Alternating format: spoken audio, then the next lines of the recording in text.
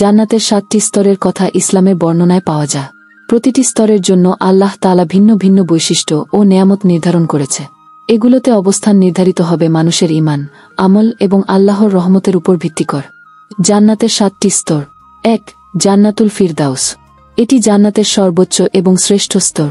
রাসূলুল্লাহ বলেছেন, যদি তোমরা জান্নাত প্রার্থনা করো তবে ফিরদাউস প্রার্থনা করো, কারণ এটি জান্নাতের কেন্দ্র এবং সর্বোচ্চ স্থান।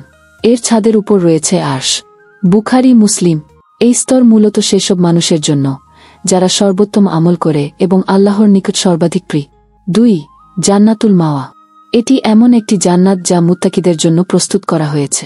সূরা আন-নাজমে উল্লেখ আছে, এটি জান্নাতুল মাওয়া যেখানে তাকওয়াবানরা প্রবেশ করবে। 5-3-1-5। 3. জান্নাতুন নাইম।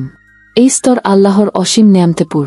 সূরা ইয়াসিনে উল্লেখ আছে, আজ জান্নাতুন নাইমে প্রবেশ করো, যা তোমাদের প্রতিশ্রুতি দেওয়া হয়েছিল। 3-6-5-6-5-8। 4. জান্নাতুল খুলদ। এটি স্থায়ী জান্নাত যেখানে জান্নাতবাসীরা চিরকাল থাকবে। সূরা ফুরকানে উল্লেখ আছে, এটা জান্নাতুল খুলদ যা তাদের দেয়া হয়েছে তাদের কর্মের বিনিময়ে। 2-5-1-5। 5. জান্নাতুল কারার। এটি স্থায়িত্ব এবং প্রশান্তির স্থান। আল্লাহর বিশেষ নেয়ামত এবং রহমত এতে বিদ্যমান। 6. দারুল সালাম। এটি শান্তি ও নিরাপত্তার জান্নাত। সূরা ইউনুসে উল্লেখ আছে, আল্লাহ তাদেরকে দারুস সালামের দিকে আহ্বান জানান। 1025। 7. দারুল মুকামা। এই স্তর স্থায়ী বাসস্থানের জন্য নির্ধারিত। এখানে থাকবে চিরস্থায়ী সুখ ও আনন্দ।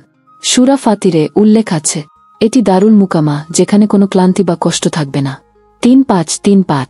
এই স্তরগুলো মানুষকে আল্লাহর নিকটবর্তী হওয়ার এবং নেক আমল করার জন্য অনুপ্রাণিত করে। জান্নাতের প্রতিটি স্তরে আল্লাহর বিশেষ রহমত ও নেয়ামত রয়েছে যা কল্পনাতীত। ভিডিওটা যদি আপনার একটু হলেও ভালো লেগে থাকে তাহলে একটা সাবস্ক্রাইব, একটা লাইক আর আপনার বন্ধুদের সাথে একটু শেয়ার করে দিবে। আপনার ছোট্ট এই কাজটাই আমাদের জন্য বড় অনুপ্রেরণা।